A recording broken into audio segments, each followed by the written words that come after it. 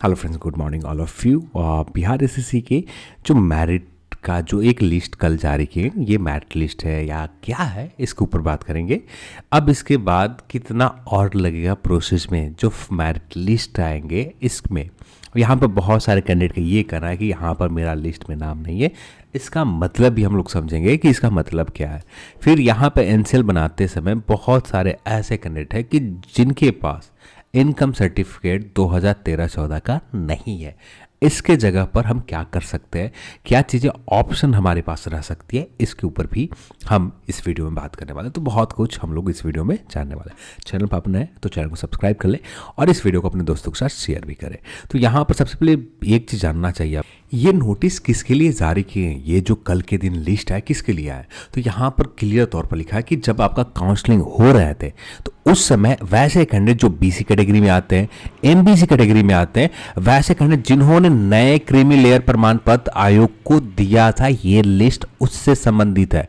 तो यदि आपका इस लिस्ट में नाम नहीं है तो इसका मतलब ये है कि आपने जिस समय का फॉर्म अप्लाई किया था उस समय का आपका क्रीमी लेयर जो सर्टिफिकेट थे, जो डेडलाइन होने चाहिए उससे पहले का, उसी समय का आपके पास क्रीमी लेयर सर्टिफिकेट सबमिट किया, इसलिए आपका ये लिस्ट में नाम नहीं है। ये लिस्ट यदि बात करें कोई मेरिट लिस्ट है तो नहीं, ये मेरिट लिस्ट नहीं है। यहाँ पर आप थोड़ा देर बाद यहाँ पर आप पढ़ते हैं, जैसे इस लाइन में आप देखते हैं कि एक वर्गीय उपाय यानी वन टाइम मेजर है, यहाँ पुनः दोहराया नहीं जाएगा इस चीज को। शर्त अभ्यर्थी को माता पिता के वित्तीय वर्ष 2013-14 के आय के आधार पर क्रीमी लेयर रहित प्रमाण पत्र निर्गत करने की व्यवस्था की गई है। अब ये जो पिछड़ा वर्ग और अत्यंत पिछड़ा वर्ग की कोटि में ऐसे सफल अभ्यर्थी हैं जिन्होंने 13-14 संबंधित क्रीमी रहित प्रमाण पत्र उपलब्ध कराया जाना है, यानी वैसे कैंडिडेट जिन्होंने न्यू एनसीएल लगा रखा।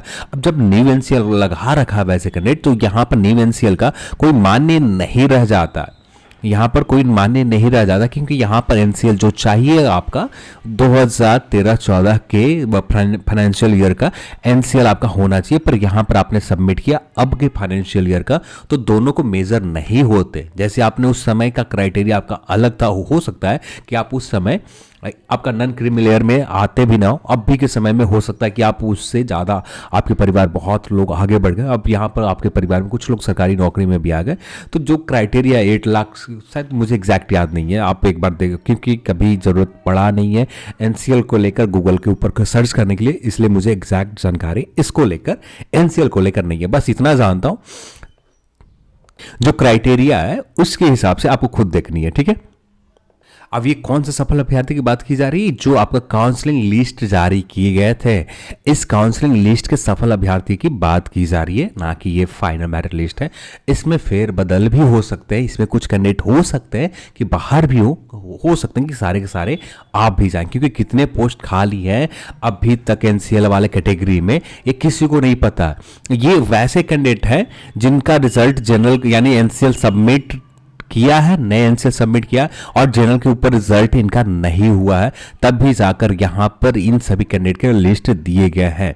अब यहाँ पर कुछ ऐसे भी कैंडिडेट होंगे जिन्होंने एनसीएल क्या कहते हैं, जनरल के ऊपर रिजल्ट भी क्लियर करते हैं, जनरल के ऊपर रिजल्ट भी क्लियर करते हैं, फिर भी इनका ये लिस्ट में नाम है। तो ये लिस्ट इसलिए दिए गए कि आप रिजर्वेशन के लाभ लेना चाहते हैं या नहीं लेना चाहते, ये आपसे पूछा जा रहा है, इसलिए यहाँ पर आपसे एनसीएल के लिए यहाँ पर लिस्ट में नाम दिया जा रहा है। तो दोनों कंडीशन है, दोनों चीजें हो सकते हैं और दोनों चीजें होंगे भी, ठीक है। अब वैसे कैंडिडेट जिन्होंने एनसीएल तो बनाना है, ठीक है, आपके पास 2013-14 के आय प्रमाण पत्र नहीं है, इसके लिए क्या कर सकते हैं। कल के दिन मैंने एक बात कहा था कि जैसे आप मान लेते हैं आप पूरी तरह से आपके परिवार खेती पर निर्भर है, ठीक है, तो उस समय भी कुछ तो बैंक में स्टेटमेंट आते जाते होंगे मंथली, कुछ ट्रांसफर इस अकाउंट से लेकर उस अकाउंट में थोड़े बहुत जो होते होंगे, इसका स्टेटमेंट आप लगा देते हैं, तो इससे एक प्रूफ हो जाता है। 1 ईयर का आप स्टेटमेंट लगा देते हैं 2013-14 का, तो इससे ये प्रूफ हो जाता है कि आपका मंथली इनकम उस समय क्या रहा होगा।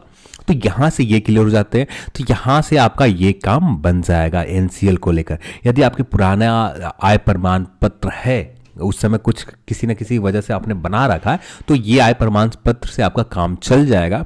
नहीं है और ये कोई ऑप्शन भी नहीं है बनाने का उस समय का, कोई ऑप्शन दिख भी नहीं रहा कि उस समय के बेस के ऊपर बनाए जा सकते हैं। तो उसके लिए बेस्ट ऑप्शन आपके पास है bank account detail. Bank account के जो आपका पासबुक है उसमें जो आपने जो ट्रांसफ़र किया, जो लिया दिया, वो सारे 2013-14 का प्रिंट आउट निकालें और इसे लेकर आयोग या एक बार अपने अंचल में, अपने ब्लॉक में जाएं। ब्लॉक में जाने के बाद वहाँ एक बार पता कर लें, वहाँ पर एग्जैक्ट जानकारी आपको मिल जाएंगे और वहाँ पर कोशिश करें कि बैंक के डिटेल भी लेकर जाएं, जिससे आपको निकाल कर उसी जगह पर आपको प्रिंट आउट निकाल कर उसी समय दे दें कि आपको दोबारा ये चीज़ के लिए आना ना पड़े, उसी समय आपका ये बन जाए।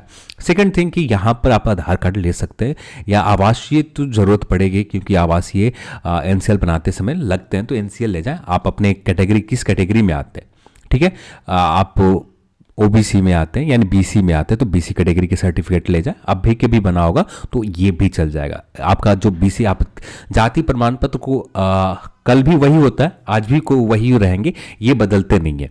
तो यहाँ पर जाति प्रमाण पत्र आप कभी के भी ले जाएं, नए भी ले जाएंगे तब भी काम बन जाएगा और पुराने भी ले जाएंगे तब भी काम बन जाएगा। तो ये आपके ऊपर है, आप कभी किसी भी समय का बीसी सर्टिफिकेट या अभी जो ईबीसी कहा जाता है, तो ईबीसी सर्टिफिकेट आप ले जा सकते हैं। तो ये आपके ऊपर निर्भर है कि आप किस कैटेगरी, आप उसी समय के हिसाब से ये जो डिस्ट्रिक्ट एडमिनिस्ट्रेशन है, जो अपना रोल नंबर वगैरह दिए गए, ये सामान्य प्रशासन विभाग के द्वारा कहा गया, तो यहाँ पर आपको कुछ करने की जरूरत पड़ेगा भी नहीं, क्योंकि सारे चीज़ें निर्देश दे दिए गए होंगे अंचला आपके ब्लॉक पर ये सारे निर्देश दे दिए गए होंगे, जिससे आपको कोई झंझट नहीं होगा।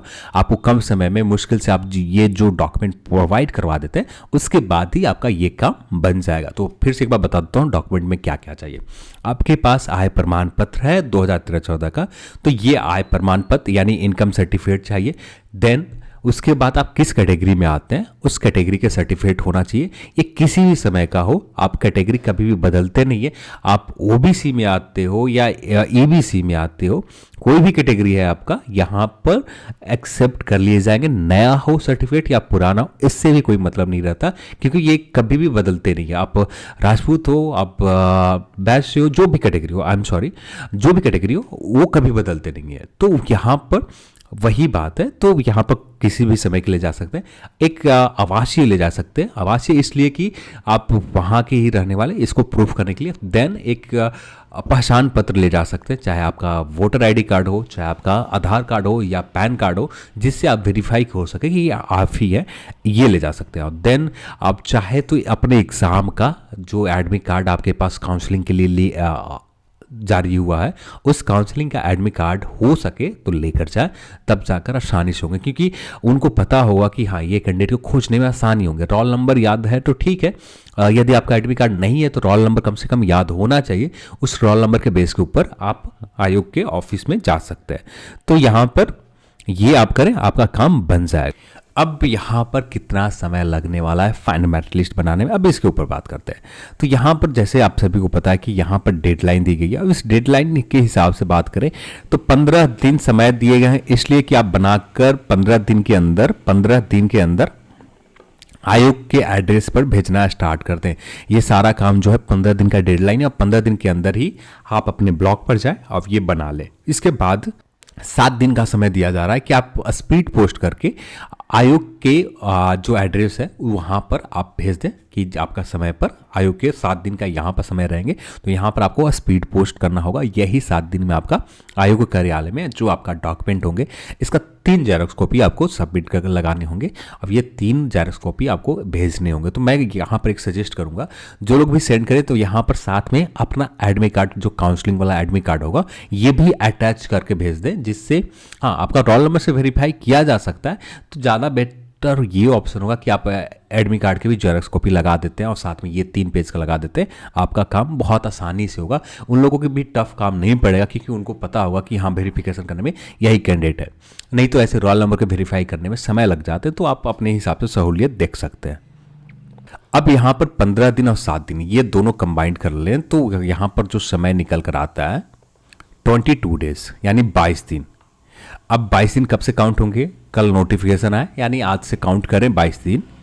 ये 22 दिन आपका 15 जून को कंप्लीट हो जाएगा। ये 15 जून का आपका 22 दिन कंप्लीट हो जाएंगे और रहा समय अब यहाँ के बाद ये जो एनसीएल का लिस्ट है ये चेक किया जाएगा और यहाँ पर जितने भी कैंडिडेट होंगे एनसीएल को लेकर अब इनका रिजल्ट को प्रोसेस करने में कम से कम 2 से 3 दिन समय लग जाएंगे, क्योंकि उतना इनके पास एबिलिटी है।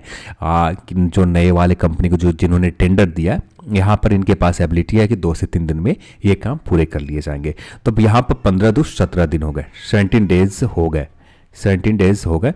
अब यहाँ पर ये बात आती है 17 दिन हो गए, तो अब यहाँ पर कम से कम 17 जून हो गए, 17 जून हो गए, 17 जून तक आपको ये रिजल्ट के प्रोसेस में समय लग जाएंगे। अब इसके बाद जितना समय ले ले आयोग ऑफिशियली आपका मेरिट लिस्ट डालने में, तो अब यहाँ पर इससे ज़्यादा समय आयोग को नहीं लगने वाला है। हाँ, यहाँ पर हो सकता है कि 1-2 दिन और फ्री मान लेते हैं, तो हो सकता है कि आपका जो डेट चला जाए 20 जून के आसपास चला जाए।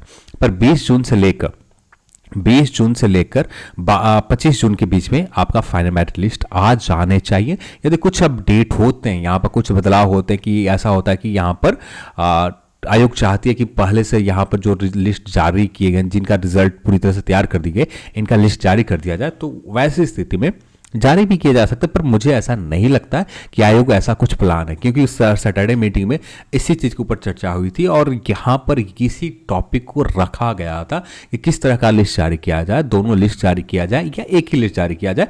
तो वहाँ पर जो भी तय किए गए आपका एक ही लिस्ट जारी किया जाएगा और जब ये क्लियर कर लिए जाएंगे काम, उसके बाद फाइनल मेरिट लिस्ट जारी की जाएगी। तो अब 20 जून से लेकर 25 जून के बीच में आप उम्मीद कर सकते हैं आपका फाइनल मेरिट लिस्ट आ जाएंगे।